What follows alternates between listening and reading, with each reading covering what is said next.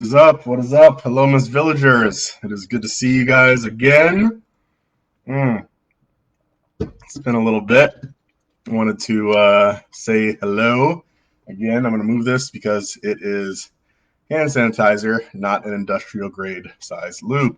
So, anyway, I hope you guys have been doing good. I hope you've been doing good. The reception for Monsters again was awesome. Got to the top 5 of Audible.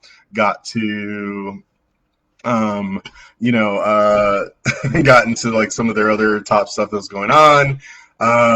The people have been really enjoying the land Minecraft. I think we got record people in the other night, so that was really, really cool. Shout out to Jeremy and Jordan for making that happen. What is up to Evan Durham? Hello, hello. So I tried to do something new. I tried to put up a link to reviews if anyone wants to leave a review, but also I put up a poll because I asked a question over the weekend that got like a lot of press, and basically it was whether or not Star Trek or Star Wars was more realistic. Because the whole point is that like in Star Trek, obviously you basically just have like a bunch of capital ships that are just sort of like shooting it out with phasers, and it doesn't really seem like they have any like really cool moves, I guess. But in Star Wars, obviously you've got fighter pilots, you got Wedge Antilles, you got X-wings, TIE fighters, whatever, which makes it like infinitely more cool in my opinion. But like, does it make it more realistic? I don't know. And there was a bunch of people that went back and forth. One of the things that people were saying was that obviously warp speed is faster than light speed. I mean, I think we can all wrap our head around that. But also, Star Wars wasn't just bound to a galaxy. It was bound to a larger sort of, collective, not the whole universe. So obviously they weren't using just light speed to get from place to place. Like that wouldn't make any sense. So I think it was like more of a terminology issue. Anyway, if you guys see the poll, weigh in. Other things that are going on. So, still scheduled to get God's Eye out in the next month or so, and Luke Daniels is still scheduled to be recording it sometime in January. Uh, I have started on 9. I'm having a lot of fun with it. Having a lot of Miss Village goodness in 9, so which you guys will all be excited about. And I'm hoping to get that out by the end of the year. I know a lot of people have been asking about Dragon Con, and honestly, I would be really surprised if they were even having it in light of the fact that COVID is spiking across the country, but especially in Georgia. But if nothing changes, I will not be there, and I would recommend that you guys stay safe however you decide to go. But I'll give you more of an update about that later. Let's see. Blah, blah, blah. What else is going on? We have some cool new surprises. The shirts are going to be coming back because we're finding a new company. I mean, COVID has slowed down all the production and stuff like that, but we're working on it. Almond plushies, sadly, are on indefinite hold in light of COVID and everything like that. Jacob is asking if we have a title for 9 yet. We do, but I am not ready to share it, unfortunately. And Brett's asking if I know how Bond likes a martini. I obviously do, with a quick sock in the jaw, before things get done. So, bum, bum, bum. So, Kylo LaPierre, which is an amazing name. Hello, hello. And so someone's asking, is that a massage table in the background? Like, of course it's a massage table in the background. It's a massage table. I'm not an animal. Come on. So Drew's coming to Atlanta next weekend, saying masks all around. I think you'll be surprised about how you are one of the only people wearing masks, to be quite honest. Like it's almost like Capulets and Montagues up in here. As far like I go to the store and people point at me, like literally point at me for being a crazy person because I'm wearing a mask. So yeah. So Gary's asking if we can pre-order God's Eye. I have not set that up yet. I'm not sure if I will. Because honestly, usually when the book gets done, we sort of just like edit it furiously 4 or 5 times so we can get out to you as quickly as possible. So not yet, but good. So Andrew Zahner is saying, shut up, Kyle, take your ball and go home. I don't know if there was actually a Kyle. Oh, there was. Yeah, shut up, Kyle. Let's see. Okay, well, let's see what we can do here. We have a troll, as we guys all know, periodically, and trolls suck, but they are, they're part of life. We got to go on with it. No big deal. Um, What else was I gonna say? So I was in. So I don't know if you guys have seen Freaks, right? Which is an awesome movie on Netflix, and I was actually talking to the director about it because I was like, "Yeah, I love your stuff," and then he like checked out mine. He was like kind of a fan. So I'm still trying to one day get this on Netflix, get this on whatever, get this riling and ready to go. But yeah, as far as having it be an animated thing yet, I don't know. It's not really happening yet, but hopefully we will at some point in time. Boom. All right. And I love you right back, Megan. It's good to see you. All right. So I just feel like, man, God, I've been looking for a new catchphrase. What do you guys think about "Shut Up, Kyle"? Just randomly thrown into the books all the time. I think that's awesome. Shut up, Kyle. It just feels like you want to tell a Kyle to shut up. I mean, sorry for any of the Kyles out there that aren't sucky, but I feel like, yeah, we should do that. Absolutely. Thank you. See, even in the darkest of times, there is light. That's the point that we're making. I still, as far as Gnome's Rule, again, our goal is to still have Gnome's Rule added to the list of PGA rule phrases that you cannot speak. So, yeah. Um, mm. Okay. So what else?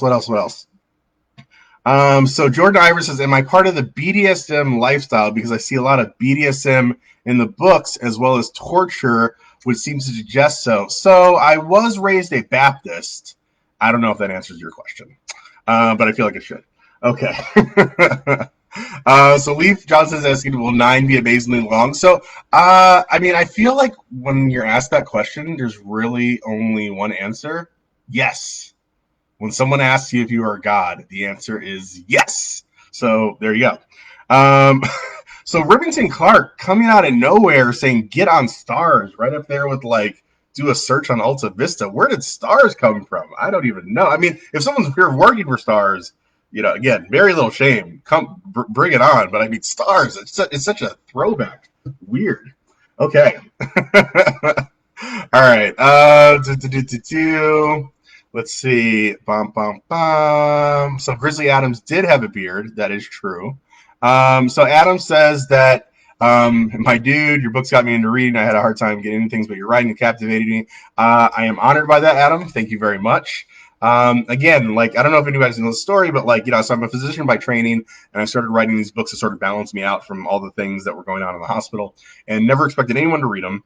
But then, it sort of took off, and what has been surprising is the awesome level of interconnection and sort of resonance I've had with people all around the world, and the sort of unforeseen consequences of that. So the fact that my books could help get you back into the written word is a blessing, and thank you for sharing that, dude. I really appreciate it. All right. Okay, so yeah. Okay, so everyone agrees. Everyone agrees. Shut up, Kyle. Perfect. Awesome. Okay.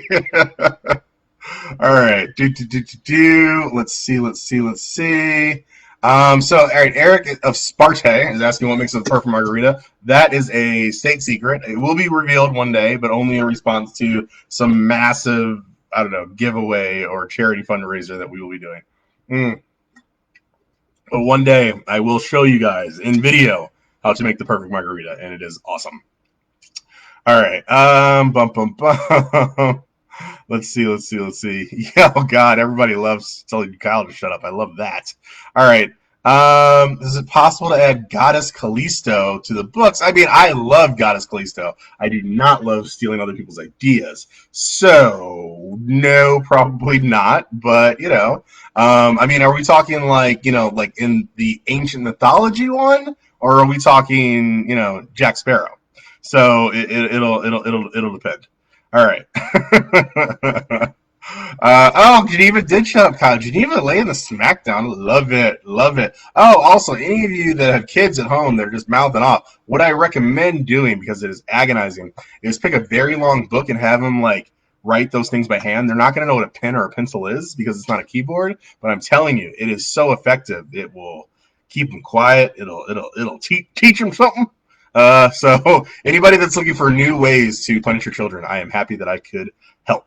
All right, so Jeff Haskins is asking, when is it coming out in Spanish? And so, like, that's something I've like looked into, right? And the thing is, it's like I obviously would love to have it in various languages, and I'm actually was working with an agent a little bit. I'll reach out to him about getting in various places. But like, there's all these sort of like international laws that come up as far as like distributing it here and like how much it's going to cost and like could I even recoup it? Because as I recall, you're looking at about maybe like a 5 to 10 grand kind of thing when you do a translation, and then it's like could I even like recoup like that initial thing for the first book? So I don't know. I mean, maybe one of these days, but as an independent author, which I am, no publishing company behind me, I kind of got to weigh this stuff out. But maybe one day, man. Maybe one day. All right. So Adam says hard yes on a TV series spinoff. That is awesome. I agree. Uh, mm. So Brandon coming in with the serious question. Brandon Hatcher says, "Do you still practice? And if not, do you miss it?" Okay, let me get into this because I've been curious. So I do not. I am a full-time writer now, and I have been a full-time writer for like the last going on 2 years now, almost. It feels like. I still have many doctor friends and give doctor advice. You would, if you, for anybody who ever becomes a doctor, do not be surprised by the number of men and women who will find you in a room, close the door, and say, "I need you to look at something," after they take their pants down. There were a couple of misunderstandings at first, but I'm telling you, like on both sides of the board. So no shame. Point is, get it looked at. So in general, your answer though. So what I liked about medicine was interacting with patients. You know, I feel like I spent a lot more time educating patients than most people do. I mean, I can't even. I mean, like countless times, I would have somebody that's 50 or 60 coming in with CHF exacerbation or diabetes or something like that, or like uncontrolled hypertension, and I would say, "Well, do you know why you're taking these medications?" And they had no idea because even though they've been treated for something for 30 years, no one ever made them an active participant in their healthcare. And it doesn't really take that much to do that. So I really enjoyed that aspect of it, and I really enjoyed like uh, getting them to like a better place, helping them set up with like social services that they didn't know. But sadly, at least in my experience, patient interaction was about 5% of the job. It really, really was. A lot of modern medicine is paperwork and billing and office politics and all this other stuff. So while I miss helping people in the hospital, I kind of get the same like high and drive by helping people just randomly in the world. So like I do miss that particular aspect of it, but whenever I'm honestly tempted to sort of dive back into the hospital, I generally just call up one of my physician friends, and 45 minutes later, when I can finally get a word edgewise because they were complaining the whole time, I decided that I'd rather hang out and talk to you guys on Facebook Live. So I don't know. We'll see. I mean, I did devote 15 years of my life to becoming a physician, and I might get back to it at one point in time. But I will say this: if I went back, it would be on my own terms and in a different way. It's something that just let me really focus on, like, patient care, and let me just sort of say, f off to all the other ridiculous rigmarole, blah blah blah blah. Yeah. So let's see. All right. So let me see. What else can I? Hold on. All right. So. All right. So Stephen Fisher's asking, do I have any other cross characters, plans to cross characters from other LitRPG books? No. Because it's like having other characters around, like dealing with artists, including writers, is kind of like that old Super Bowl commercial where you're kind of herding cats. So like it could be positive, it could be cool, but then it's like, well, are you really striking the right tone? And then you're going back and forth and all these nuance and blah, blah. And honestly, it just never really seemed like worth the headache to me. So yeah. So Eric Sutherland is asking, who is Jeffrey? If you have never seen the cinematic masterpiece called Get Him to the Greek, I recommend that you do, because who could be afraid of a Jeffrey? Ha ha ha. So Joe's asking if I have any plans for side stories. I absolutely do. We have the Ballad of Roswan, something that I've been working out with, so and a couple other things. All right. So Linda says, love for independent authors. Oh, thank you so much, Linda. Love to wonderful fans who make it all possible. Timothy says, how about the Cult of Twigs and Berries? I don't know. Oh, you're right. So I was confusing Callisto and Calypso. Well, why the shout out to Callisto? I mean, I let's see. Yeah. So like I remember I'm looking at here now. Well, yeah. Why the shout out to Callisto? So random. All right. So Adam's asking what kind of doctor. I'm internal medicine physician, and I worked in a hospital.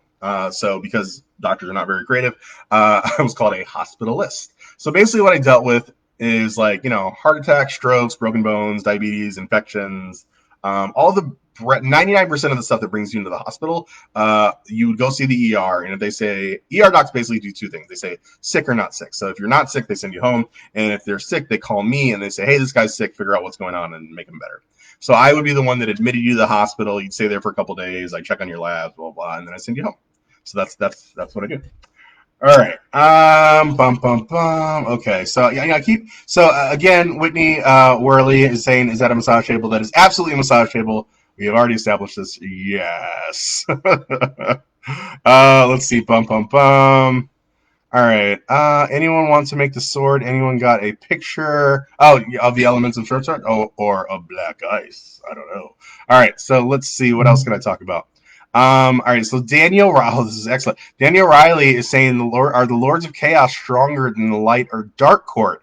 Which seems like a spoiler to me. And you guys all know what to do. Yes. Yes. All right. All right. Bum bum bum. Let's see what else we talk about. All right. So Robert wants to see Wonderland. Yes. So one of the cool things. So like I realized that obviously we only crossed 6 months. Slight spoiler for anyone that's just starting. We only crossed 6 months at first in the land, but we are going to be seeing in God's Eye a lot more of weather and the impacts of that and da da da da. Bum bum bum. So James just got his son into the land. I love it when families can share it. So awesome. I hope he enjoys. Bum bum bum. Why do I keep saying bum bum bum? Okay. So Steve says concierge medicine is where it's at. It certainly sounds cool. It sounds like a good gig if you can get it. I'm guessing that's what you do. Let me know more about it. Mm-hmm. Cody says, "Come on, that's not how the big med machine works." So, as you guys remember, anyone that's been following, I do believe in science and water and fire. So I believe that COVID is real and that you should wear masks because, obviously. But I did find this. I will say that there's wonderful things that happen when you argue with someone that's not because. One of my mentors, one of the only doctors that I really think was amazing, is a pulmonologist and critical care physician. And one of the things he loves doing in his spare time is just putting out like random short facts when people are like arguing about stuff and they're like, that's ridiculous. Who are you to say that? And he goes, I'm a pulmonary critical care physician. And they're like, well, it's not like that in Georgia. And he goes, oh, I live in Georgia. So like, it's one of those things where you got to like laugh, so you don't cry kind of things. But my point is, please wash your damn hands and wear a mask. Okay. All right. Let me see what else I can get to. So Jeffrey's daughter's name is Callisto. That's pretty cool. All right. Bum, bum, bum. God, why am I doing bum, bum, bum? All right. So again, Zach's asking for book 9 update. Again, we're hoping for the end of the year. Yes. Shrapnel popcorn. Bring it out. Bring it out. So Megan, all right. I'm going to try your last name. Nitchells is asking any new suggestions for new authors on getting their work out there. I do.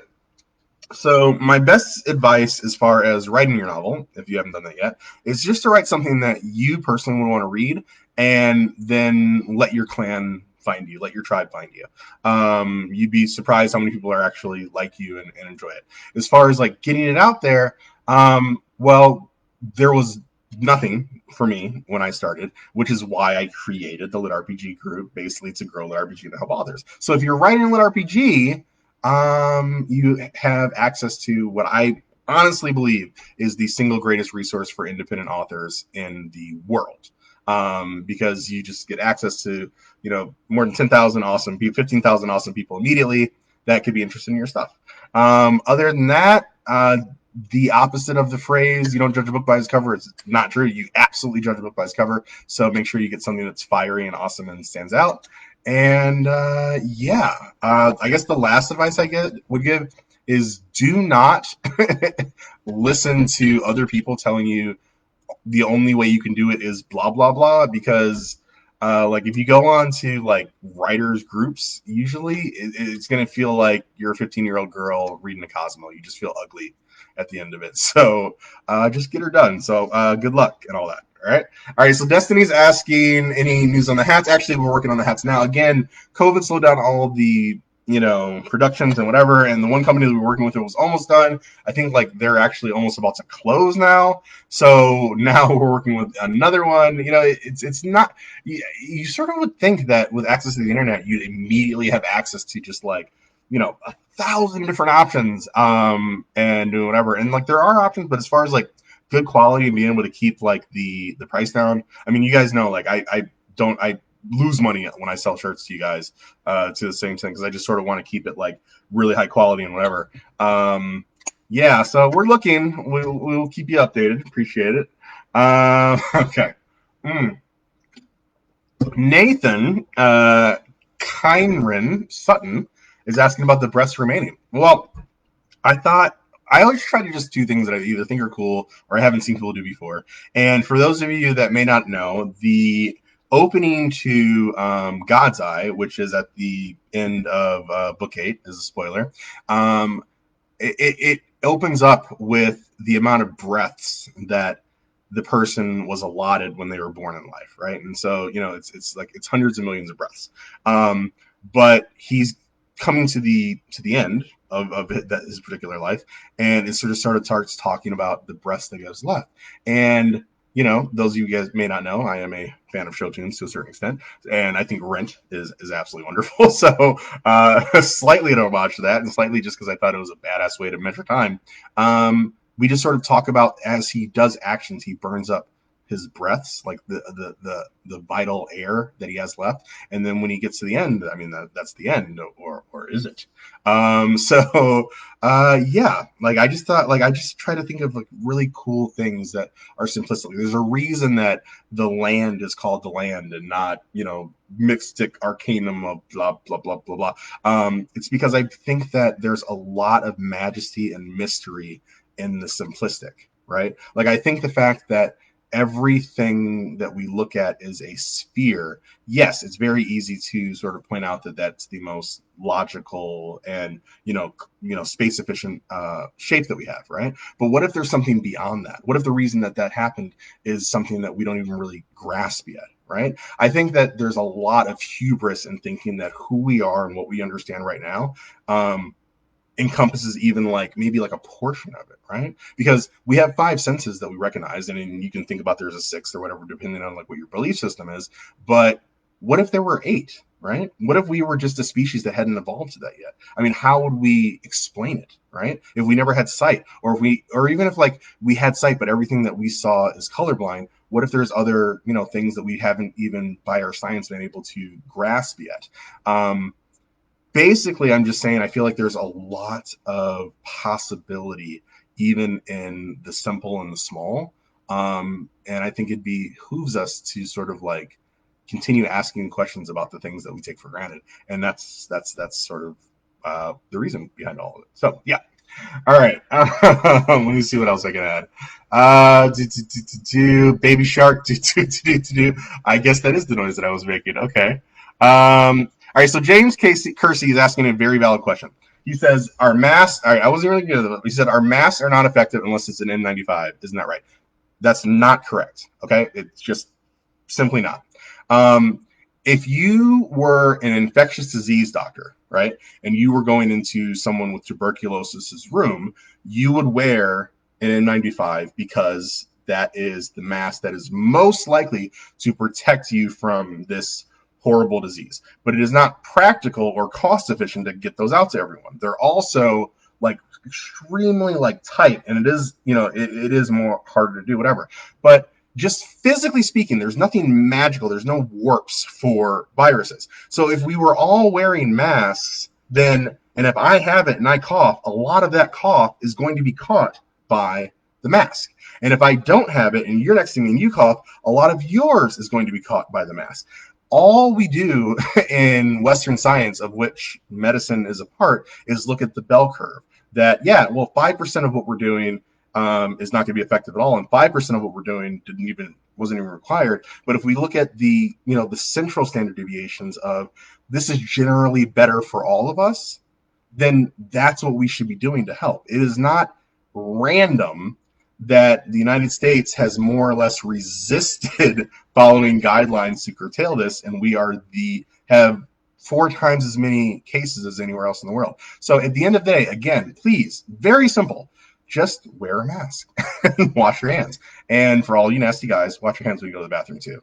We all know who you're talking about. I'm not pointing fingers, but wash your hands. All right.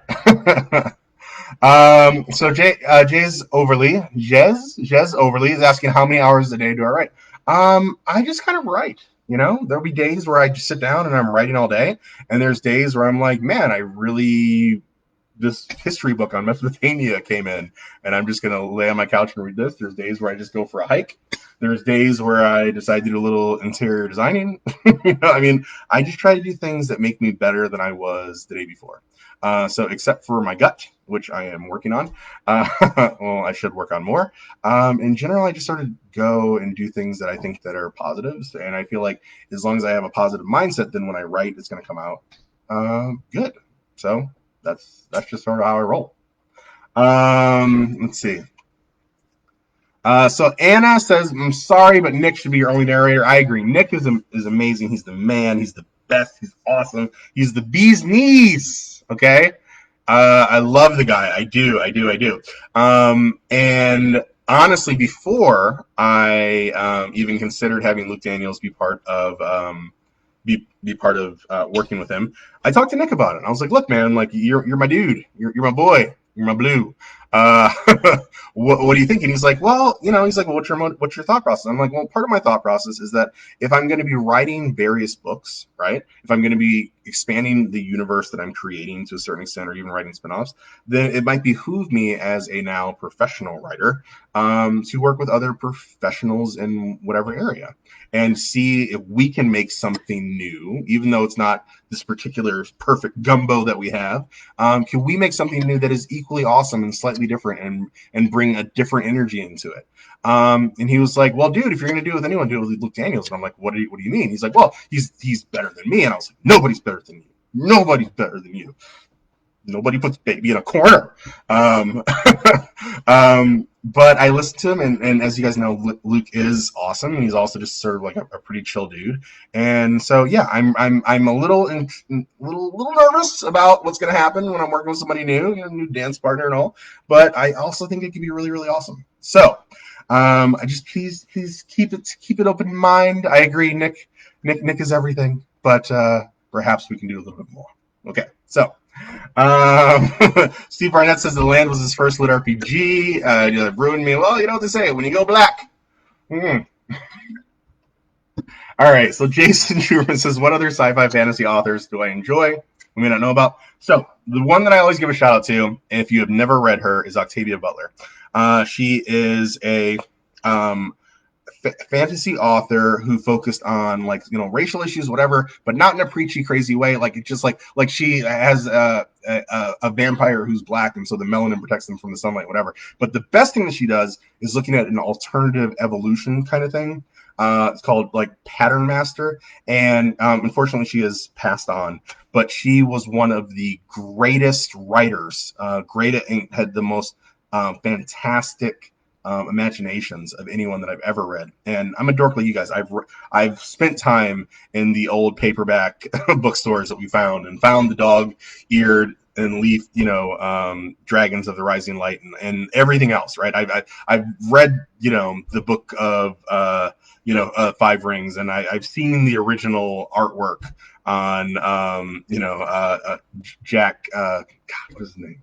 On Demons of the Dancing Gods and things like that, right? So I'm just saying, if you've never read Octavia Butler, I highly recommend her. As far as some of the other stuff, what I really love is late 70s, early 80s, sci-fi fantasy. It just feels so raw and visceral and unapologetic, and you can just really get that these dudes are oh, I gotta go flip burgers soon because my editor is such a dickbag, but I just love writing the story. Just a sort of like visceral kind of like, sort of casual, like just racist, like it's just so raw how it comes across, and like just stark their views of humanity, and the fact they don't need to be apologetic about it at all. Because I mean, like I think I've said it before that like I agree that freedom of speech doesn't mean freedom of consequences, but I definitely feel like we have swung too far in the pendulum of being like overly sensitive to a lot of different things. So it's like, yeah, you want to stand up and put your nuts on the block, and you may get them smashed, but like, aren't we better off like communicating better? Like, I am not a fan of the illusions that we cloak ourselves in. So yeah, that's my short answer to the kind of stuff that I like. So yeah. So Mesa Gino says a lot of possibility. Are you saying it's almost limitless? So David Nicholson says Stephen Hawking theorized life existing outside of a star. I mean, why not, right? I mean, why not? How do we define life? Because right there, that question will lead us down very, very different paths.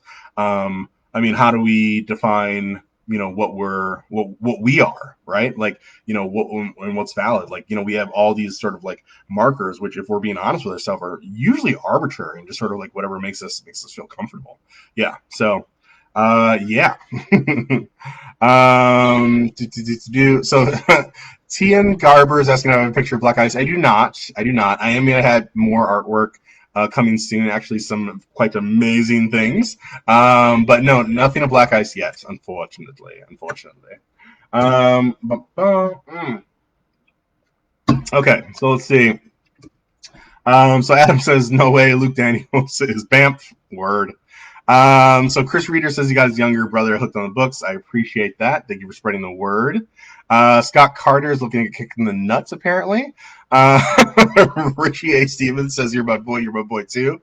Joel says, how much coffee? Okay, so Mindbender, I don't drink coffee. I don't do. I am high on life. Yes, and when you open up in here, the world opens up to you. So put that in your hat. Yeah. Okay. Blake says, what happened to the hair? You lost the curls. I did, because my hair just fucking itches sometimes. I have like crazy dry scalp, so all I can do sometimes is just shave it off. I hear my hair grows back though, so whatever. So Anthony says he's an aspiring audiobook narrator and was able to send an email to Nick, and he says he gave him tips. And I was gonna say, yeah, like Nick is, again, he's just one of the most, like, have you guys heard that, like, the dude that plays Fonzie, and I should remember his name because he's awesome, the actor that plays Fonzie is sort of like the nicest guy in Hollywood. Like, that's Nick. He's like the nicest guy in audiobook. He's just an awesome guy, and he's crazy busy. He's booked up 5 years in advance. But he finds time when he can to respond to people because he's just a really smooth, awesome guy. All right. Shut up, Kyle. Just want to throw that out there. Let's see. Yes, Carville also co-signing Octavia Butler. That's good. All right, so Elfin Mendoza, way to make me struggle for it, says, why was the latest book so short? The latest book was 165,000 words. It is the second longest book that I ever wrote. All right, so this is the deal, okay? And I've said this before. 7 was a magnum opus. Like, it consolidated a bunch of stuff, right? And I think that there's been so much of a gap between the time that has passed when 7 wasn't out yet, that people forget that they were like, where's the next thing? And I was like, here you go, my lovelies. Here's 7. It's amazing. What? And 7 numerology is always really big, right? So the whole point for 8, I was like, oh my God, they're going to love this. We're going to go back to the essentials. It's going to be Richard badass, just getting in there, ripping scorpions' mouths off and stuff like that. And instead it was like, asshole, where's Alma? Yo, where's Crom? I need my grooms. And I didn't think about that. And I also made you wait 2 years. So I get that I Matrix 2'd you guys a little bit. Okay? Again, sorry. It's mea culpa. Okay? It was a thing. And I feel like in the grand scheme of things, for my fans that are going to be coming in, finding me when 9 and 10 is out, they'd be like, yo, that was really wild. Chapter 37 and 8, I'm a fan of that shit. Blah, blah, blah. But since you guys have to wait here you're at the wrong period in time. But anyway, it's coming. I love you. I still respect you. Fuck Kyle. But everyone else, love you guys. Okay. All right. All right. All right. So I feel like, all right, I'm going to read this whole thing. It's a long message, but I feel like we're going to get some shrapnel popcorn here. So Adrian Brandis is saying in Book 8, the Ancient Dwarves' weapon of the king has been mentioned briefly, and it was a hammer in Book 8. Was that an accomplice mislick that was missed? All right. I lost your, damn it. All right. There's too many comments. I missed it. So no, I didn't miss anything because I'm perfect. That's basically the answer. Okay. All right. Nick Anderson says, was chapter 37 inspired by a personal experience? So I'm not going to say this. So, I mean, I have definitely had bad days, but I will say that I am Jamaican. And if you guys know anything about stereotypes of Jamaican, they work a lot. So I got my first job at the age of 5. I scrubbing 50 toilets every Saturday. And let me tell you, dudes do not know how to aim. It was gross. And I've been working since then. And honestly, the only time that I've taken a day off of work in my life was a half day because I was working L&D nights, which stands for labor and delivery, which basically means you're the dude that's sleeping in the middle room. So if any random woman decides, like, I'm having a baby right now, you immediately pop up and you go and you catch the baby.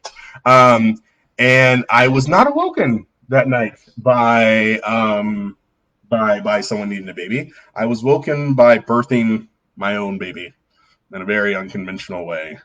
And yeah, I will just say, the only thing I'll add is that as I woke up, at this pitch, I believe I shouted, "What's happening?" And yeah, and history was made. So I hope that answered your questions. Okay.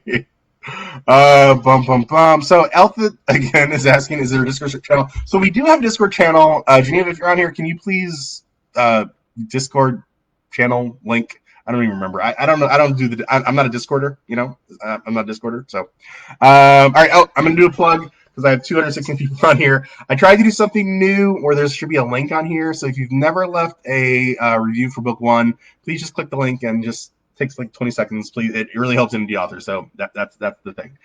So Jason Schurman is saying I've heard RC Bray is also. So you know, I never really listened to an audiobook before Nick, and I'm pretty sure it's because I have undiagnosed ADD.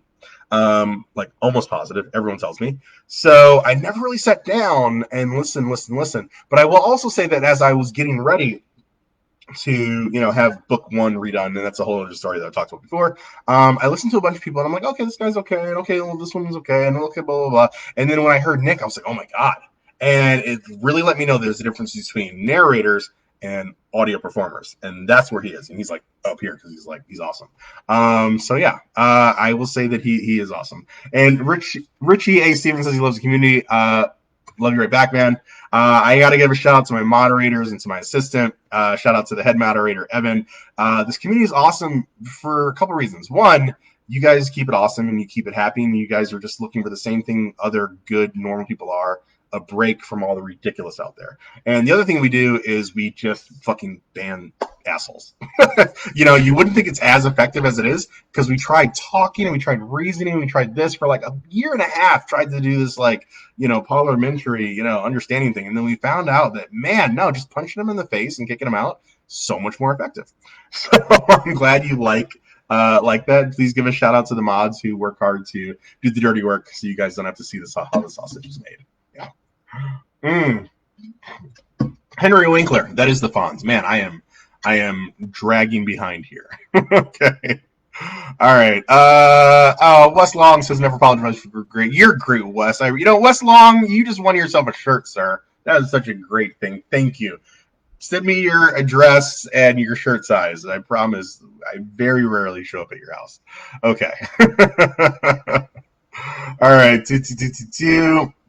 All right, so yes, Brian Cornell is saying 2,200 pages for 7, remember, but you can't really go by pages, right? Because it depends on like how big you're doing the font. You really have to go by word size, and the word count for 7 was like 465,000, I believe, plus or minus 1,000. And so basically, it was the size of a phone book. And so yeah, that was massive. It was massive. It was massive. I'm glad that I did it. I'm glad that that was there. I'm glad that we shut down Audible. Um, but yeah, I'm not really dying to do another War and Peace like that, to be quite honest. All right. So Heather Anthony Monreal, always good to see you. Says, do you ever write whenever you feel like it, or do you just have some script? I just kind of write. I mean, I know this is something that this is like my deal, right? Like this is my job. This is how my contract with you guys. So I never really ignored for very long. But I also don't try to force it, right? So like I will sit down and I'll write and da da da, and I usually have something going on in the background, like I watch Dune for the 5,000th time, or Cloud Atlas, or Aliens 2. I mean Aliens 2. I mean like I could write that for, like from scratch. I could do the whole thing out. But yeah, I mean like it just sort of like it comes, and I found that the hardest part. Oh, hold on, hope I'm not lagging. I found that the hardest part for me, right, is being too cerebral. It's thinking too many steps ahead. It's like worrying about like, what are they gonna like this and blah blah blah. And what I found is that just being me, right, it works out, right? Because it's not like I'm getting like Edgar Allan Poe prose when it first comes out, or ever. But what I found is that like just like letting yourself create, and then just forgiving yourself and giving yourself the space to have it be good or bad, makes it true. And I think it's the trueness, the fact that like Richter is just the guy that you could know, is what makes it happen, right? So, with all that being said, that's what I try to do. I've actually like really wrestled a little bit with like wanting to look at some of Brandon Sanderson's workshops and rules on writing, because I mean obviously like you guys know I'm a Sanderson fan. He's brilliant. He's prolific. I mean he's awesome.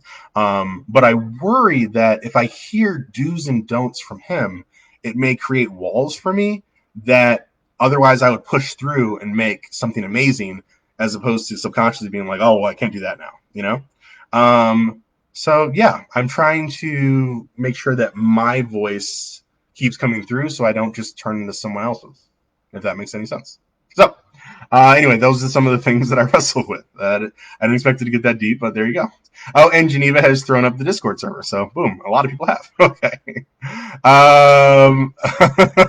So Phil says, I did warn you. I did warn that story came to a very girly, a very high pitched kind of thing. All right.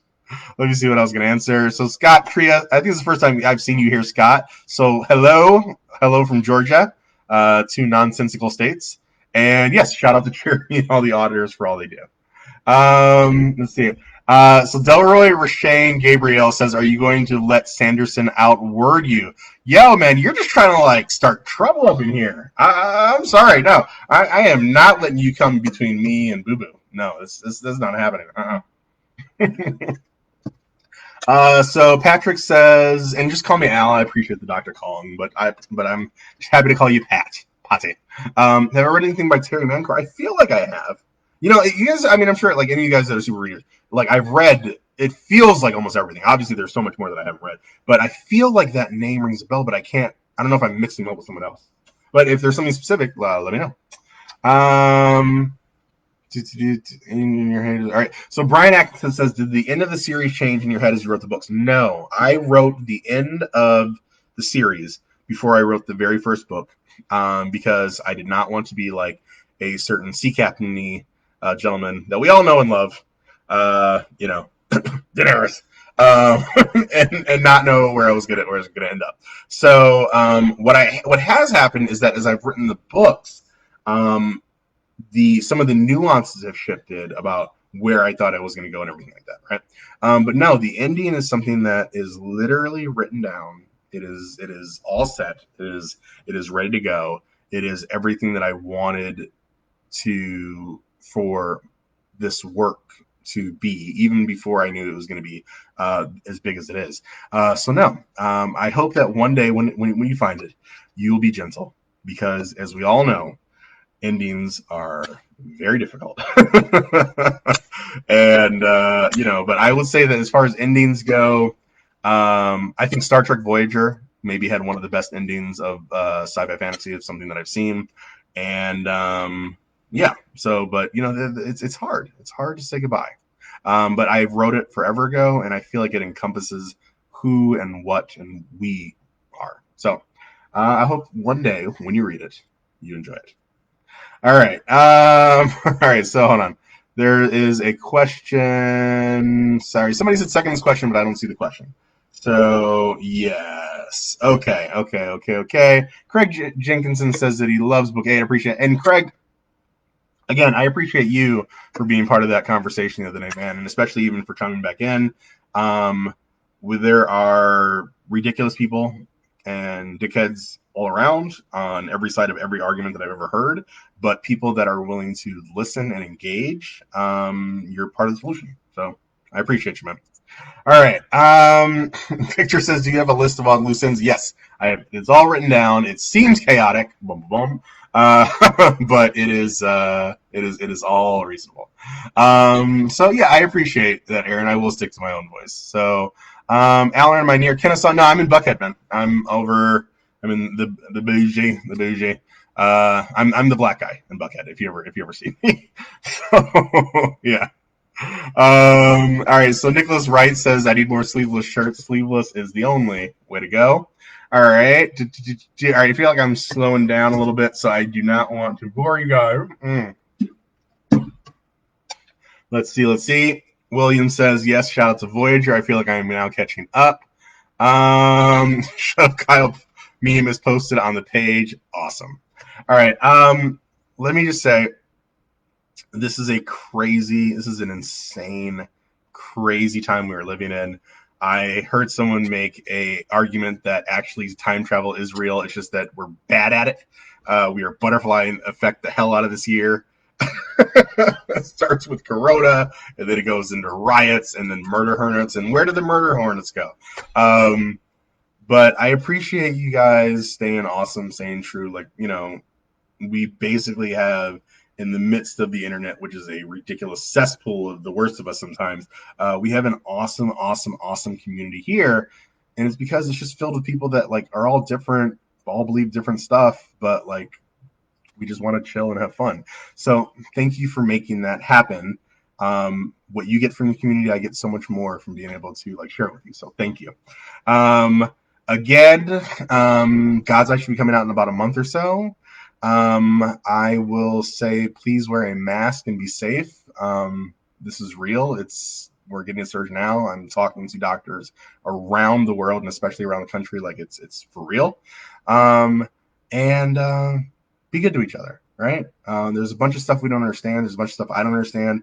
And I only get it by talking with someone who's different from me and trying to understand. So thank you for doing that. I appreciate you all. You're awesome. And as always, peace, love, Perfect Margarita.